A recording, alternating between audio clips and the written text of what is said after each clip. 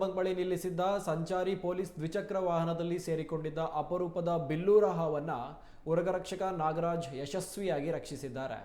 ವಾಹನ ಚಾಲನೆ ಮಾಡುವ ಸಂದರ್ಭದಲ್ಲಿ ಹಾವಿರುವುದು ಪತ್ತೆಯಾಗಿತ್ತು. ಕೂಡಲೇ ನಾಗರಾಜ್ ಅವರಿಗೆ ಕರೆ ಮಾಡಲಾಗಿತ್ತು. ಸ್ಥಳಕ್ಕೆ ಧಾವಿಸಿದ ಅವರು ಹಾವನ್ನ ಸುರಕ್ಷಿತವಾಗಿ ಹೊರತೆಗೆದು ನಂತರ ಸಮೀಪದ ಅರಣ್ಯ ಪ್ರದೇಶಕ್ಕೆ ಬಿಟ್ಟು ಸಾರ್ವಜನಿಕರ ಮೆಚ್ಚುಗೆಗೆ ಪಾತ್ರರಾಗಿದ್ದಾರೆ.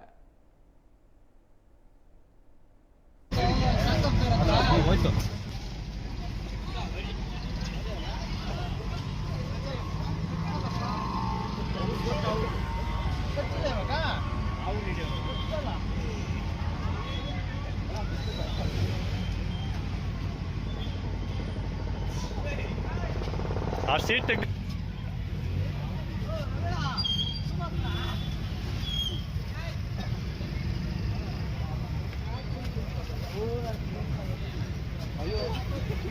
ಏನಮ್ಮ ಅಪ್ಪ ಹೆಸರು?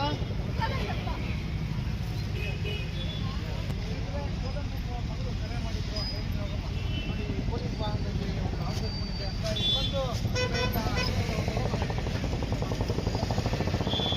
ಇದ್ರ ಬಗ್ಗೆ ಸುಮಾರು ಪುಸ್ತಕಗಳಿದೆ. ಇದು ಟೈಮ್ ಪೂರಿ ತರ ಕಾಣಿಸ್ತದೆ ನೋಡಿ ಸಣ್ಣದಾಗಿ.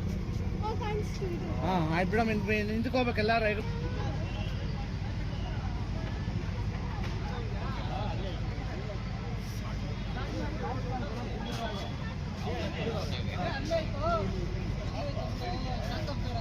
ಹೋಯ್ತು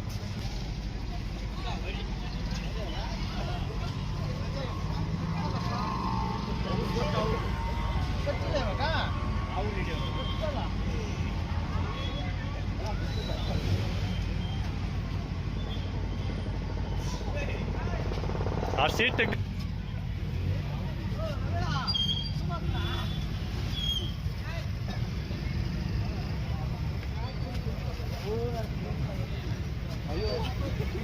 ಏನಮ್ಮ ಅಪ್ಪ ಹೆಸರು?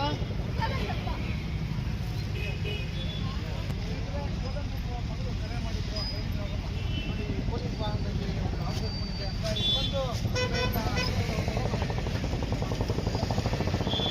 ಇದ್ರ ಬಗ್ಗೆ ಸುಮಾರು ಪುಸ್ತಕಗಳಿದೆ. ಇದು ಟೈಮ್ ಪೂರಿ ತರ ಕಾಣಿಸ್ತದೆ ನೋಡಿ ಸಣ್ಣದಾಗಿ.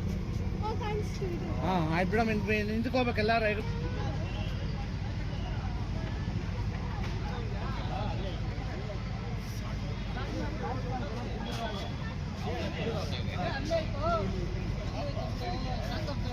ಹೋಯ್ತು ಕುಡಿಯುತ್ತೆ, ಕಟ್ಕೊಡುತ್ತೆ, ಇದು ಕಚ್ಚಿದ್ರೆ ನಾವು ಸುತ್ತೋಗ್ತೀವಿ, ಸ್ಮಶಾನ ಕಾಯುತ್ತೆ ಅಂತ ಹೇಳ್ತಾರೆ. ತುಂಬ ಸತ್ಯಕ್ಕದ್ದು. ಇದು ಅಷ್ಟೇ ಬಲಿಷ್ಠವಾಗಿ ಕಡಿಯುತ್ತೆ. ಕಡಿದ್ರೂ ಸಹ ಮಾನವ ಜೀವಕ್ಕೆ ಅಪಾಯ ಇಲ್ಲ. ಮತ್ತು ಇದು ಯಾವುದೇ ಕಾರಣಕ್ಕೂ ಅಣೆಗೋಡೆ ಇಲ್ಲ, ಕಣ್ಣು ಕೊಟ್ಟಿಲ್ಲ.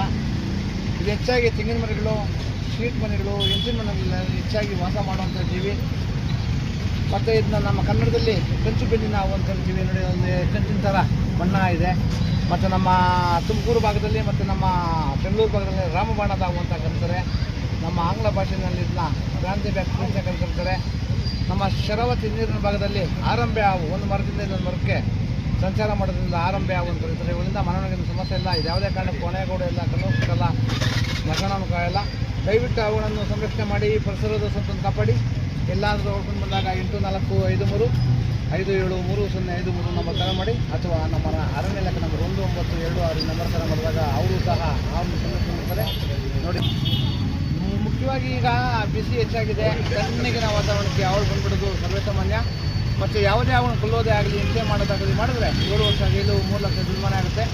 ಆದ್ದರಿಂದ ಸಾರ್ವಜನಿಕರು ನಿವೃತ್ತ ಗೃಹರಕ್ಷಕರೇ ಅಥವಾ ನಮ್ಮ ಅರಣ್ಯ ಇಲಾಖೆ ಫೋನ್ ಮಾಡಿದ್ರೆ ಅವ್ರು ಸಂರಕ್ಷಣೆ ಮಾಡ್ತಾರೆ.